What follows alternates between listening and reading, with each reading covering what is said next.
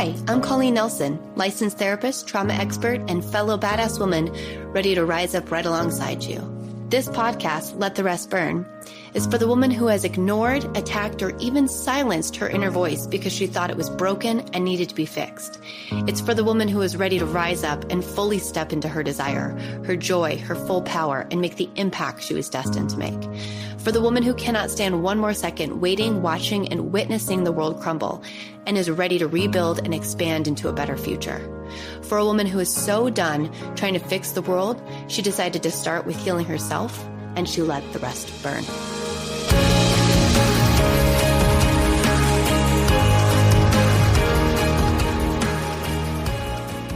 Hello, welcome back to Let the Rest Burn. This, my dears, is going to be my last podcast for 2022. And there's a reason why. I think that we all reach a point in our work, in our relationships, in our experiences where we know we need to replenish, cocoon, turn back inward in order to discover more. The holidays is a very sacred time for me, my family, my own personal rituals around just being able to be with myself during a time where typically I have a lot of complex emotions. I love the holidays. I have a wonderful family that enjoys celebrating them, but they're also very hard because it's a time of deep loneliness. My younger brother met his now wife in high school, and he has always brought her to family gatherings. And I've kind of always been the one alone. And I embraced it throughout my 20s the best I could. And at times it was hard. But I also was able to, I think, hold space for both the tough and the beauty in that. I want to be with someone on the holidays. I want to have a partner. I want to share that. And when I found Mike, it was quite lovely. I mean, we went all in on the holiday time. That's actually when I fell deeply in love with him. But it's also a time of deep pain in our marriage as well. It's a time where we struggled the most, where the drinking was at its worst, where I felt the most lonely in the marriage. But it is something that is still so sacred. And especially for my children as they get older and they just love every single ritual that's part of this holiday process. I just want to be in it with them. I also have an incredible year planned for you all ahead in 2023. I'll talk a little bit more about it at the end of the podcast so you can know what is coming in season 2 of Let the Rest Burn. But today I have a topic that is really near and dear to my heart that I want to talk about. So this one is going to be for those of you that are single, dating. And maybe those of you that have dated recently in the past, right? You might really relate to this. If you're coupled up or married, listen to this and maybe you can have some empathy or understanding for those of us that are currently in the dating arena, finding ourselves here later in life in particular. I want to talk about dating fatigue.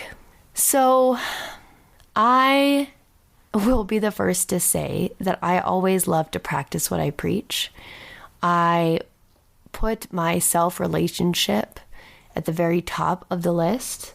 I will never settle for anything less than absolutely magical again. And that doesn't mean that my expectations are unrealistic. It just means that I'm holding myself to a much higher standard than I did. And dating is exhausting. It's fun, but it's exhausting. And let me tell you why it's exhausting for me in particular. I feel deeply. I feel so deeply. There's a reason that I'm a therapist and I'm a good one. And it's because I can feel to the core of people. I can truly see who they are at their core. I can feel it in my own body. And I can also project into the future what life would be like with them. I can create a fantasy or a dream. I can get excited. I can invest time and energy pretty quickly. I have healthy boundaries around this now, but I still love to dream. And y'all, to be honest with you, I care for a lot of people all the time. I my entire job is holding space for people to experience emotional depth and validation and reassurance in the ways they haven't before. And I deeply crave this in an intimate relationship. I want to be seen. I want to be held. I want to be emotionally cared for. I mean, hell, I just want you to, slice the boxes in my recycling and break them down so that I don't have to do it in the cold in the middle of the garage. Like, truly, it's more simple than you think. But I deeply, deeply want that in my life. And so I hold hope for finding this in the dating arena. And I am actively dating. And what I mean by that is I'm not turning down opportunities to go on dates with people that I think are reasonable humans. Occasionally I will pop on the apps and have some conversations and potentially go on a date. But here's what happens. And here's what's happened over the course of this last year in particular. I will meet someone that is of interest. Let's just say we have some good conversations. It's enjoyable. It's fun. It's light. Not a lot of emotional or physical energetic investment. Just, some conversation. Then something happens where we get excited, right? Maybe we share something that is mutual. We have a FaceTime date. And I start to get excited, they start to get excited, and the conversation ramps up. You start to share more about your life, you start to share more about who you are, and you invest actually quite a lot of time and energy into this person. Then you go on your first date, and if it's a good one, then you get excited, right? Then you get physically interested. You get tingly and daydreamy and have that kind of pep in your step feeling. The first kiss might happen. A couple more interactions will happen. Maybe you hook up. You have these interactions where you're investing time and energy in another human. You're getting to know them. You're getting to know their life, their habits, their dreams, their hopes, and you're sharing yours. And if there's a physical investment, right? If there's a sexual relationship that develops in time, you're also sharing your body and they're sharing theirs.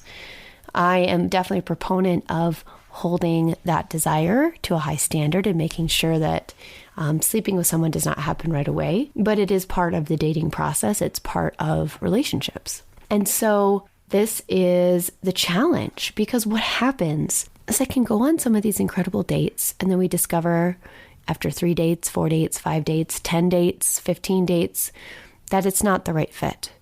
And more often than not, y'all, it's that they are unavailable.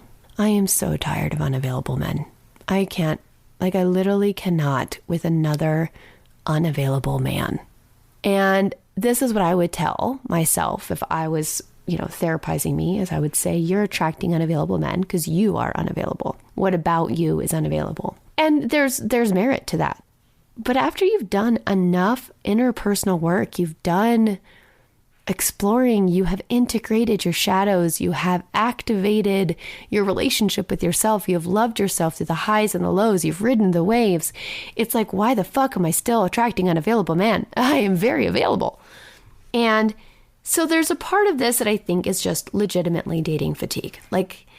I'm always growing. I'm always changing. I'm always going to raise my standards. And I know that becoming the magnet for the man that I want to have means living the life that I desire and truly enjoying who I am.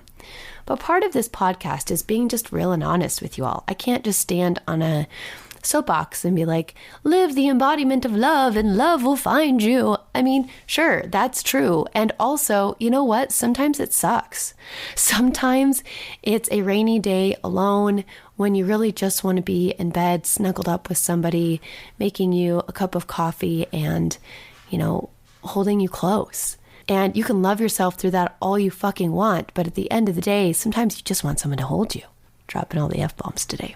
But it's exhausting to date. And I just, went through a series of some pretty great men. I met a fabulous man in February who is incredibly unavailable due to circumstances outside of his control. I have dated a few guys that just weren't the right fit, which is fine.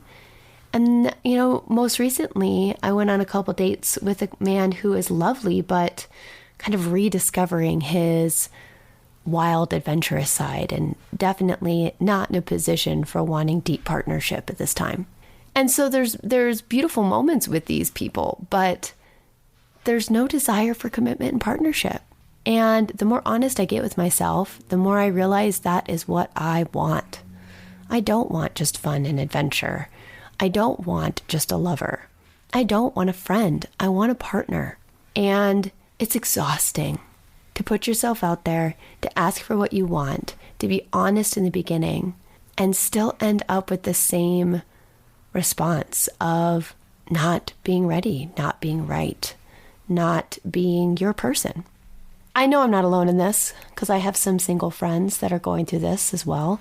And as we get to what we call culling season, where everybody wants to couple up, as all of my firsties are in relationships at this point and with their people and spending time together as couples, I, just find myself in a period of deep reflection, immense gratitude for the support and the community I have, and some sadness, and even in this space, I find myself contemplating my marriage again, the decisions I made around the divorce.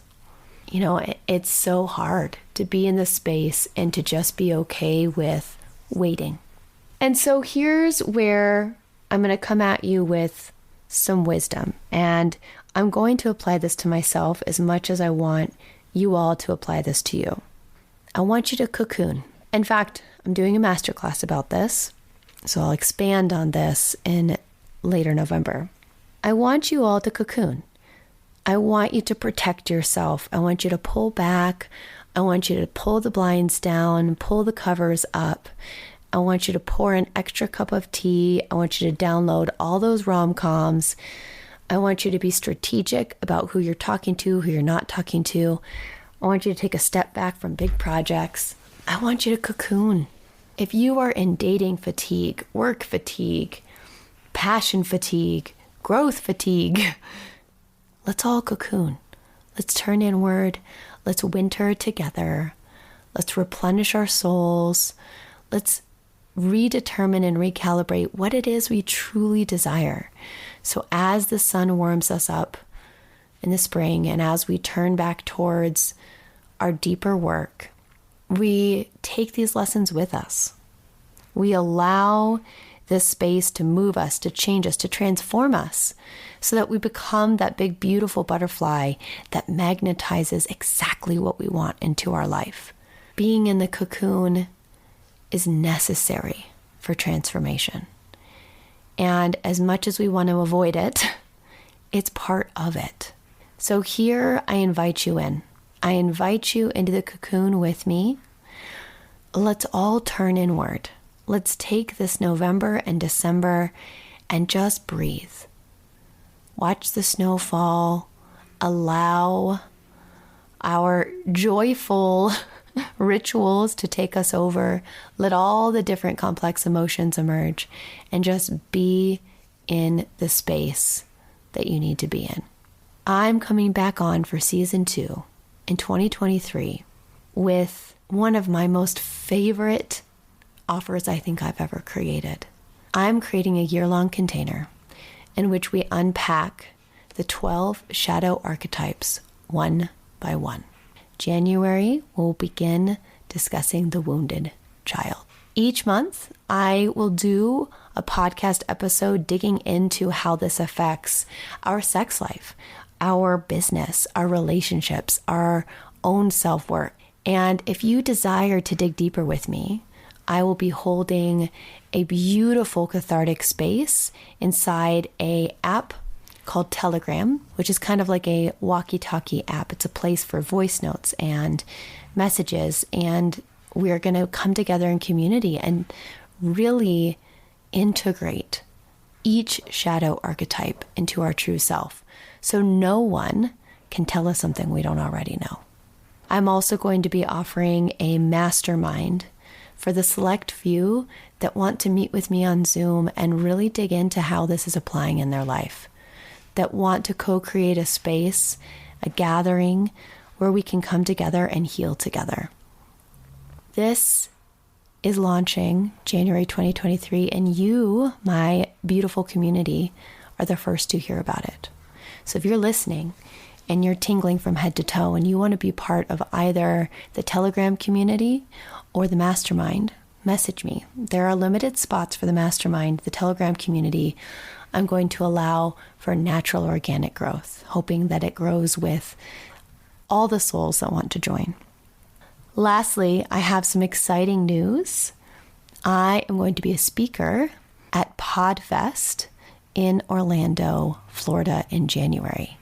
I'm on a mental health panel. I'll be talking about trauma-informed podcasting, and I cannot be more excited about this opportunity. I got the email today, actually. This is something that I'm so passionate about. And for all of you who have been listening along with me, I cannot tell you how much I appreciate you as a community, appreciate you showing up with me, and I can't wait to see you in 2023. Thank you so much for listening. I appreciate every single second that you chose to set aside for you and the impact that you're going to have on the world today. To be inspired, to be seen, and to hold space starts with the very actions we take with ourselves. Look at the show notes for more information. Like and subscribe and share with friends if you feel inspired to. And as always, let the rest burn.